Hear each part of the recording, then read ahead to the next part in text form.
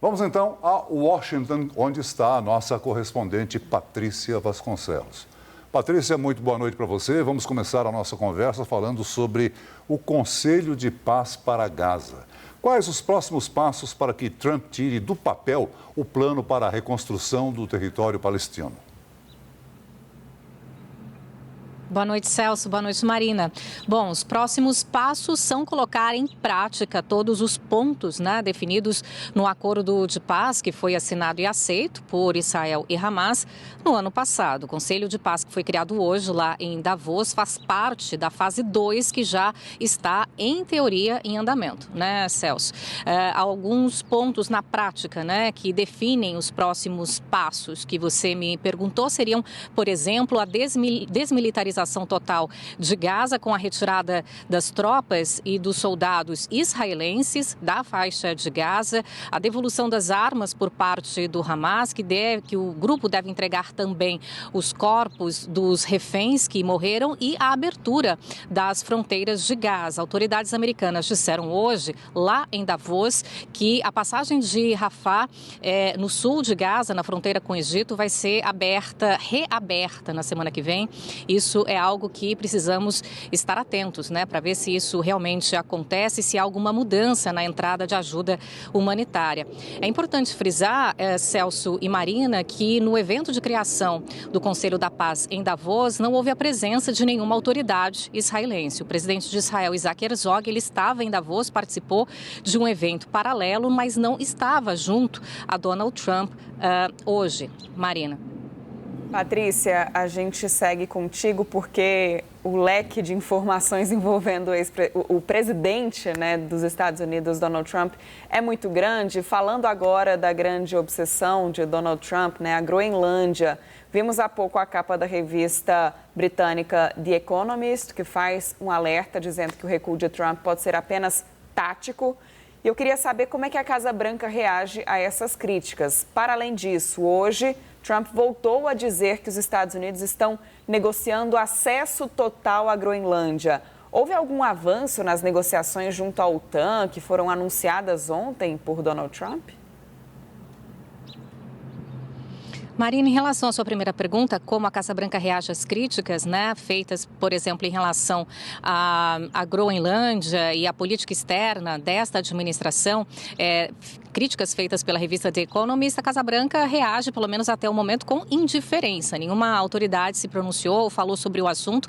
A gente lembra que as principais autoridades daqui estão junto ao presidente Donald Trump num voo de volta aqui para Washington. O avião deve pousar aqui na capital dos Estados Unidos por volta das 8 horas da noite. Em relação a se há algum avanço hoje em relação ao desenho do que foi acordado em relação à Groenlândia, sem avanços práticos. O Trump pareceu sair de Davos bastante otimista, animado, citou de novo esse acordo que, segundo ele, está aí costurado junto à OTAN. Agora, uma curiosidade, Marina, o primeiro-ministro da Groenlândia, local em questão, ele disse hoje publicamente que ele desconhece o conteúdo deste acordo, mas que ele afirma que a soberania da Groenlândia, isso é algo indiscutível. Agora, Patrícia, após a assinatura de paz para Gaza, Trump se reuniu com o presidente ucraniano Volodymyr Zelensky, que diz que representantes da Ucrânia, Rússia e Estados Unidos se reunirão nos Emirados Árabes Unidos na sexta-feira. O primeiro encontro desse tipo sobre o conflito entre Rússia e Ucrânia. Preocupação de pôr fim aí ao conflito que já dura 4 anos. A Casa Branca já confirmou esse encontro em Abu Dhabi? Celso, segundo o próprio presidente Donald Trump, isso foi definido. Ele saiu lá de Davos dizendo muito progresso, conversei com o Zelensky lá, pessoalmente, também disse que conversou com o Vladimir Putin, segundo ele está confirmado. Agora, Celso, não é a primeira vez que a Casa Branca e o próprio presidente confirmam ou apontam para esta reunião entre o Zelensky e o Putin. Isso já foi anunciado, pelo menos em uma ocasião no ano passado, que eu me recordo, e acabou não acontecendo. O líder russo acabou não comparecendo. Esperamos que desta vez seja diferente. No fim das contas, Donald Trump afirma que a resistência desta vez vem de Moscou e que Vladimir Putin não concorda com termos dos acordos, com termos, né, do acordo que vem sendo aí costurado aqui por Washington. Celso. Patrícia, peguei por aqui só para a gente encerrar esse nosso giro contigo sobre as informações, então, envolvendo Donald Trump em Davos. Algo que chamou muito a atenção do mundo inteiro, né, foi a presença do presidente francês Emmanuel Macron, que foi motivo de piada nas redes sociais por conta dos óculos escuros, com lentes reflexivas, de estilo aviador. E muitos se perguntavam ali em Davos se ele machucou no ringue, na academia, ou se queria evitar o olhar de Donald Trump nos olhos.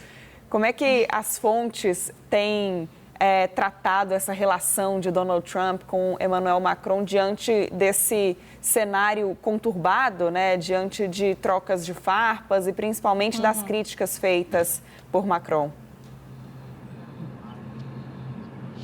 Olha, o Macron é um líder que sempre prima pela diplomacia, né? E a gente percebe pela mensagem que ele enviou ao presidente Trump há alguns dias, mensagem que se tornou pública pelo próprio presidente dos Estados Unidos, quando Macron o convidou a Paris, o convidando para um jantar, e Donald Trump disse aqui na coletiva de imprensa antes de viajar a Davos que ele não iria a Paris porque ele não teria, enfim, tempo.